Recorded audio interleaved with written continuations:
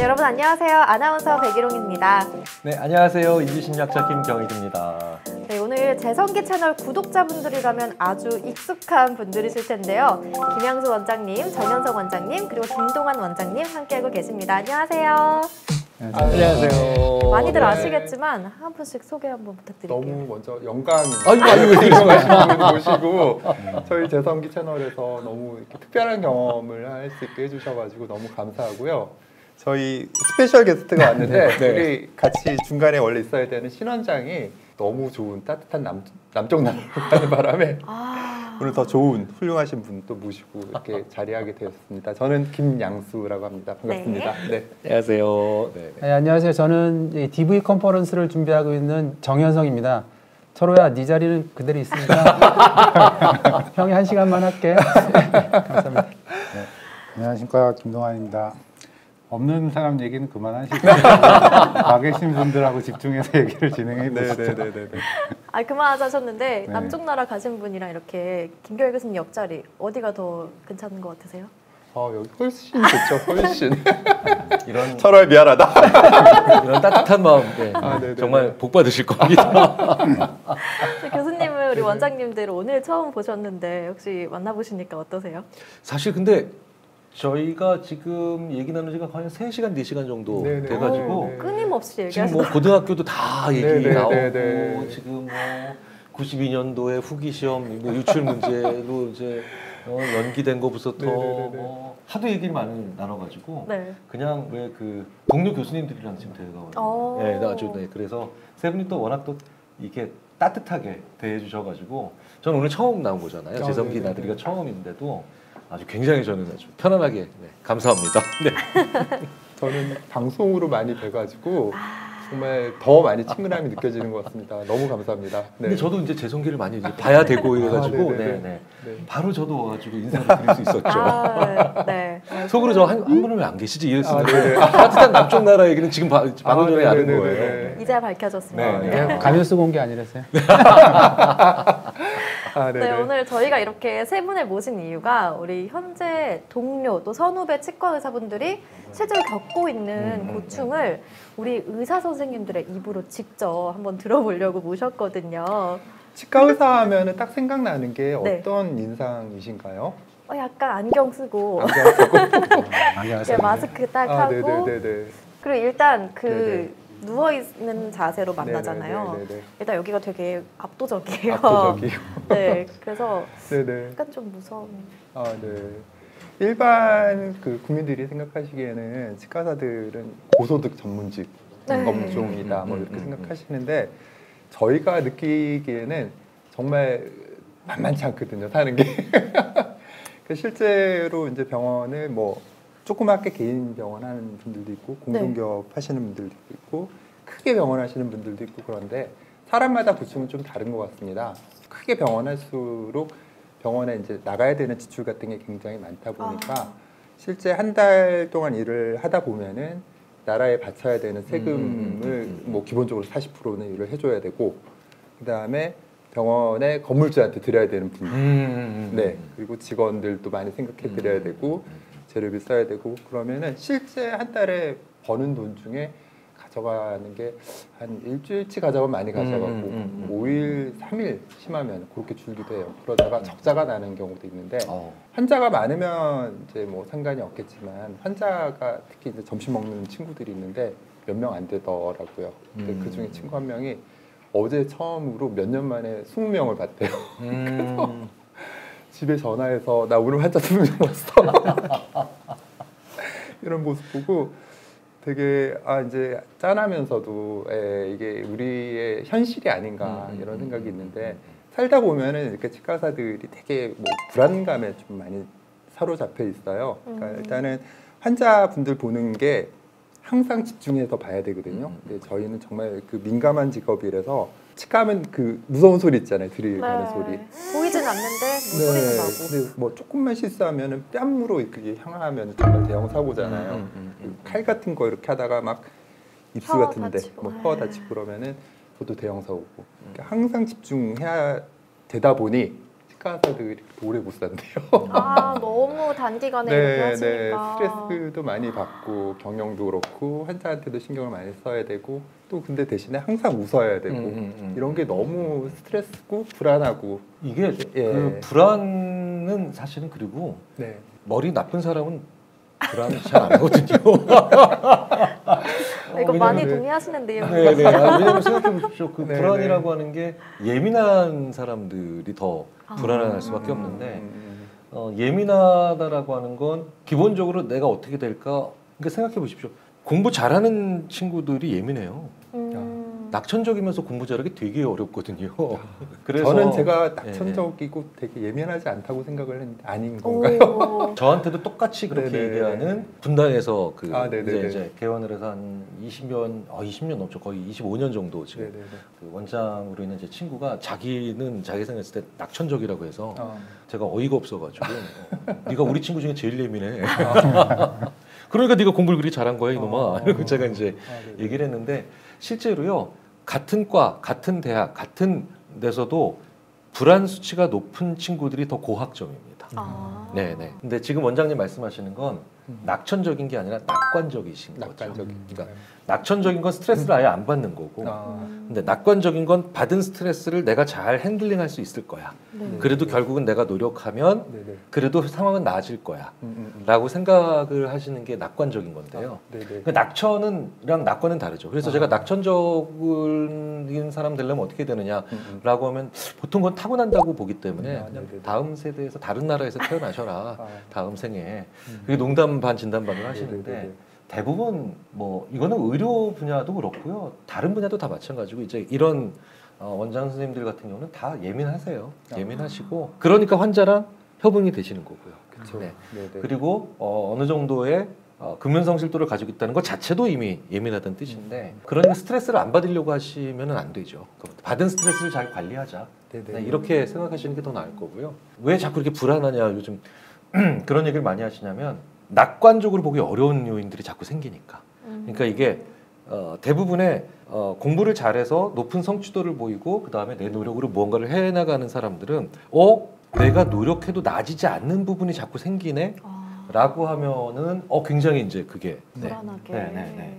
이런 불안은 결국은 내 기준이 좀 더 분명하시는 게 좋을 것 같아요. 뭐냐면 제가 본 치과 선생님들의 상당수가 남이 나를 어떻게 볼까, 그 다음에 내 가족의 삶을 남들이 또 어떻게 볼까, 그렇죠?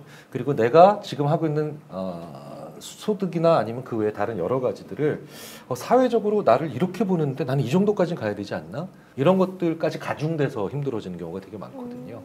그래서 제가 봤을 때는 기본적으로 전문직에 종사하는 분들은 자기 기준을 조금 더 가지시는 게 더 좋을 것 같아요. 왜냐면 전문가가 행복해질 수는 없어요. 지금 오늘 행복을 찾아 나오시는 분들인데요. 안 될 거예요. 아니, 왜냐하면 전문가의 정의가 사전적 정의는 그 일을 누구보다도 잘하는. 그러니까 이제 치과에서 가장 지금 전문성으로 꽃 피우실 때잖아요. 네. 근데 꽃 피운다라는 게 사실 좋은 뜻이긴 하지만 전문가의 심리학적 정의는 오히려 그 일을 잘하는데도 하나도 안 기쁜 사람이거든요.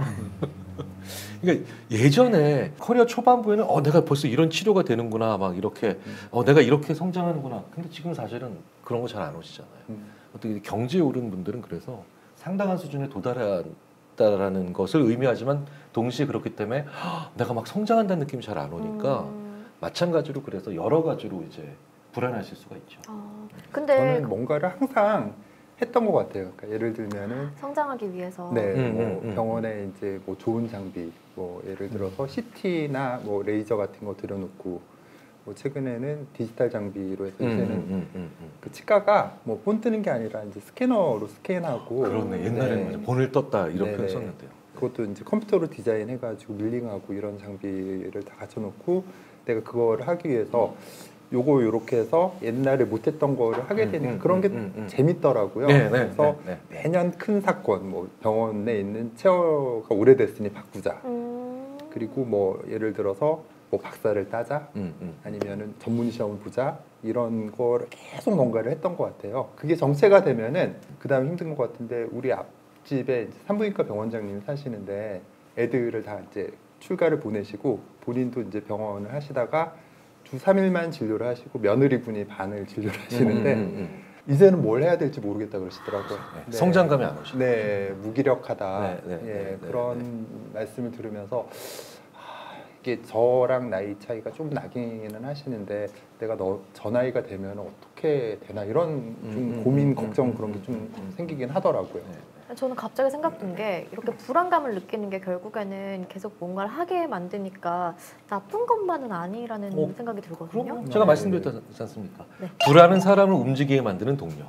그러니까 불안이 하나도 없는 사람, 아무것도 안 하다가 쭉 불안하면 불안할수록 뭘 하는데 이제 불안이 너무 만성화되고 이게 커지게 되면은 이제 다시 못 움직이는 거죠. 그러니까 이제 불안의 적정한 불안의 양을 자기가 핸들링할 수 있어야 되는데 내가 내 직업 내에서 성장하는 것과 내 직업과 무관한 데서 성장하는 게 양쪽 다 있어야 되는데 방금 전에 말씀하셨던 자녀를 다 이제 양육하시고 또 내 일을 좀 줄였다라고 하시면 다른 분야에서 성장하세요. 내 직업과 상관이 전혀 없는 데서 성장하시는 것도 이제 필요하죠. 친구분들이랑 바둑 열심히 두시더라고요. 근데 원장님은 굉장히 이제 자기가 아까 낙천적, 낙관적이라고 말씀하신 게 뭐냐면 자기가 이루고자 하는 바를 갖다가 끊임없이 노력하고 이루셨기 때문에 그게 계속 나아갈 수 있지. 대부분에 있는 사람들은 물론 이제 대부분의 치과 의사들이 열심히 공부해 갖고 치과 의사가 되고 전문의가 되고 병원을 잘 가꾸고 그런 성취감이 있긴 하지만 어느 정도 되면 정체기가 오잖아요. 그때 우울하고 막 그러니까 교수님 말씀하신 대로 뭐 골프를 친다거나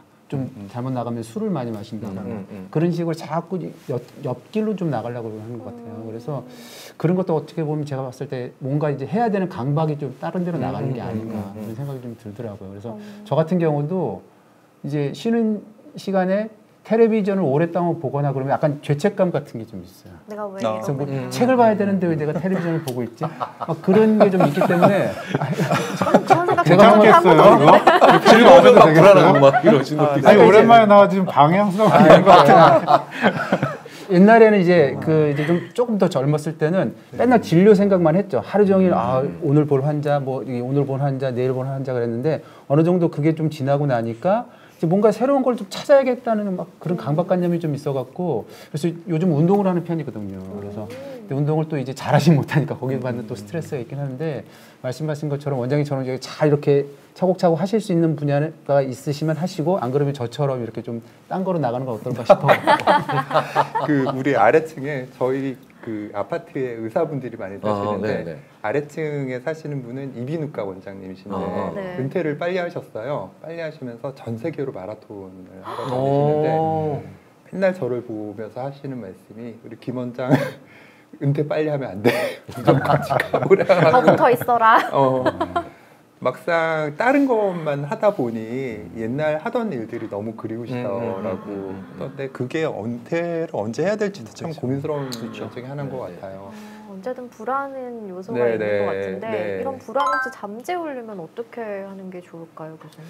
왜 가장 근본적인 건 그러니까 내가 정의를 내리는 게 제일 중요하다라고 얘기를 합니다. 그러니까 나한테 은퇴는 뭔지, 나한테 일은 뭔지. 그러니까 이게 우리가 사전적 정의는 있는데 자기 정의가 없어서 자기가 정의를 하는 거죠. 그러니까 예를 들어서 나한테 은퇴는 일주일에 3일만 일하는 게 은퇴다. 뭐 어떤 분한테는 또, 나는 이것으로부터 자유로워지는 게 은퇴다. 그러니까 예를 들자면 부자에 대한 정의가 있는 사람을 제가 가끔 보거든요. 저도 그래서 나는 뭐가 부자일까? 그러니까 언제까지 벌어야 될까? 얼마만큼 벌어야 될까? 그걸 알아야 부자에 대한 정의가 있어요. 그런 거를 알게 되고 나머지를 시간을 쓰잖아요. 저는 가끔 그런 얘기를 해요. 난 부자. 서울시내 4대문 안에서 주차 요금이 아깝지 않으면 부자야. 뭐 이런 몇 가지가 있어요. 근데 그 중에 이제 10개 중에 지금 3개만 됐으니까 저는 아직 벌어야 되죠. 벌어야 되죠.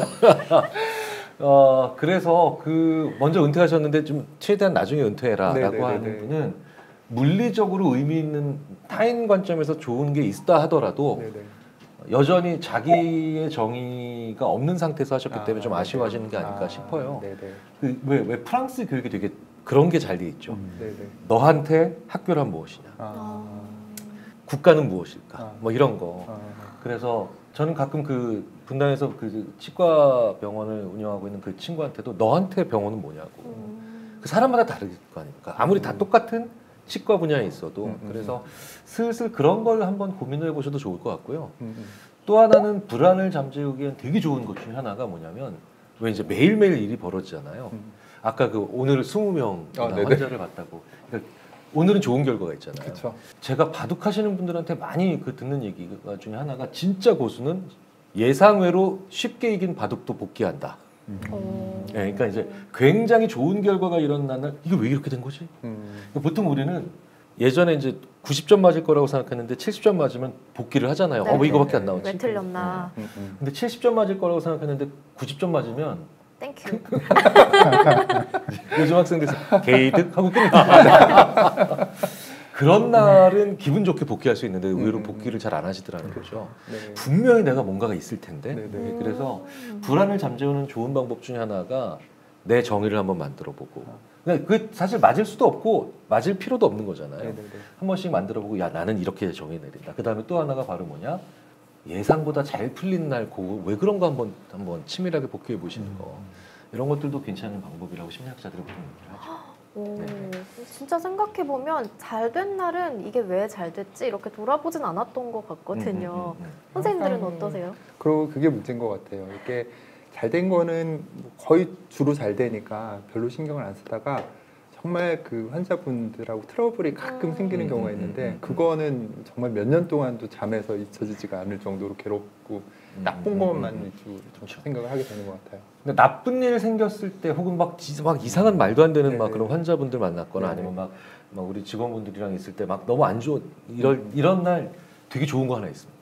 심리학자들이 나쁜 날, 침울한 날, 막 뭔가 좀 이렇게 자괴감 드는 날 시작하면 딱 좋은 게 있는데 그게 바로 뭐냐? 평상시에 내가 꼭 하고 싶었던 좋은 습관들 있잖아요. 가지고 있어요. 그거 그날 처음 시작하면 되게 좋은 거로 나와요. 내가 하루에 책을 반 페이지 뭐 챕터 하나씩은 읽을 거야라고 이제 결심을 한 그 제가 아는 어떤 음식점 사장님이 죽어도 안 만들어지더래요 그 습관이. 근데 진짜로 막 손님들이랑 너무 힘들었던 날 그걸 하니까 다음 날 하게 되더래요. 근데 왜 그러냐면 사람이 기분이 좋으면 그 상태를 유지하고 싶어는 마음이 강해지기 때문에 새로운 게 안 들어갑니다. 근데 기분이 별로 안 좋은 날, 좀 침울한 날은 새로운 걸 시작하면 빨리 벗어나려고 하는 마음이 그걸 같이 가지고 가는 경우가 많아서 그래서 뭐 예를 들어서 이제 부부싸움 심하게 한 날 저는 이제 스쿼트 50개씩 하는 습관을 그때 가졌고 하체가 튼실하십니다. 튼튼해졌습니다. 결과적으로 되게 좋은. 네. 그리고 심지어는 양치질을 제가 양치를 1분밖에 안 하거든요. 근데 좀 더 오래 해야 되잖아요. 양치질을 그래서 몇 분, 뭐 3분 정도 해야 된다 기본적으로라고 했을 때 양치질을 충분히 하는 습관도 사실은 논문 떨어진 날. 그러니까 어느 해외 학술지에 논문을 했는데 4심까지 하고 떨어뜨리더라고요. 그 못된 인간들, 그 소시오패스 같은 인간들이 떨어뜨리려면 그냥 첫 방에 떨어뜨리고. 네, 아쉽게 기대하게. 떨어지는 게 실험을 2개나 더 했는데. 아이고. 근데 그날 뭐가 있지? 내가 평상시에 가지고 싶었던 습관이 못 가지고 있었던 거, 그 양치질 충분히 하는 게 그때부터 생겼어요. 약간 그 차인표 분노. 오래 기억해요, 뇌가. 그러면 안 되고요. 저희 입장에서는 고마우신 분이에요. 그렇게 하면 치아다 망가지십니다. 네. 논문심사 무기명으로 하는데 제가 이름 다 적어놨습니다. 그래서 추적해가지고 너였구나, 네덜란드 너였구나. 그럼 오히려 이렇게 안 좋은 일이 있고 좀 불안할 때 뭔가 변화할 수 있는 그런 계기가 될 수 작은 있는 새로운 거네요. 습관. 저는 그거 많이 했는데 심리학에서 실제로 그렇게 그 로버트 치알디니 같은 심리학자들이 if then when 만약 이거 하면 이렇게 된다. 이런 게 습관이 만들어지기 좋은 날로 아트마크먼 교수가 또 자기 책에서 그렇게 써놨더라고요. 네. 평소에 침울한 버킷리스트처럼 이제 좀 생각하고 있어야겠네요. 그렇죠. 네. 그럼 그날을 기다리고. 그거 우리 아이가 100점 맞은 날 절대 안 된다. 네. 환자가 20분이 아니라 200분 오신 날도 잘 안 될 가능성이 크죠. 뭔가 지금 생각나는 그런 버킷리스트 있어? 있으세요? 저요? 저도 스쿼트를 좀 해요. 스쿼트. 완전히 스쿼트. 네. 아니 그때 뭐 바벨 들다가 이렇게 탈장 생겼다며. 제가 요즘 스트레스를 받아갖고 열심히 운동을 했더니 이게 그 스포츠 탈장이라 그래갖고. 예. 최근에 좀 안 좋은 일이 심하게 안 좋은 일이 있어가지고 열심히. 그래서 그 습관이 또 생겨서 네. 심지어는 그래서 스포츠 탈장이 또 되실 정도로. 그러니까 결국은 셋업은 된 거죠. 그렇죠. 셋업은 된 못 거죠. 만들던 습관이 아주 작은 계기가 이렇게 생기게 되네요. 그래서 이제 일반 외과에 이제 좋은 이제 이제 재물이 됐고. 근데 그게 낫는데 오래 걸린다고. 네, 굉장히 힘들다고 그러더라고요. 그래서 아직 수술을 못 하고 점점 키우고 있습니다. 아, 약간 해피엔딩인가 했는데 약간 그건 또 아니고 애매한 상황이 됐지만 넘어가 볼게요. 네. 불안을 기회로 삼아서 원동력으로 만들자. 네, 네, 이렇게 네, 결론 네. 한번 지어보고요. 네, 네. 그 다음 내용은 우리 김동환 원장님이 한번 아, 말씀해 네. 주실까요? 나름 굉장히 행복한 상태라서 네. 하는 얘기 진짜 조심하시면 돼요. 뭐 안 좋은 일 있으시군요. 밴드 빌려주세요.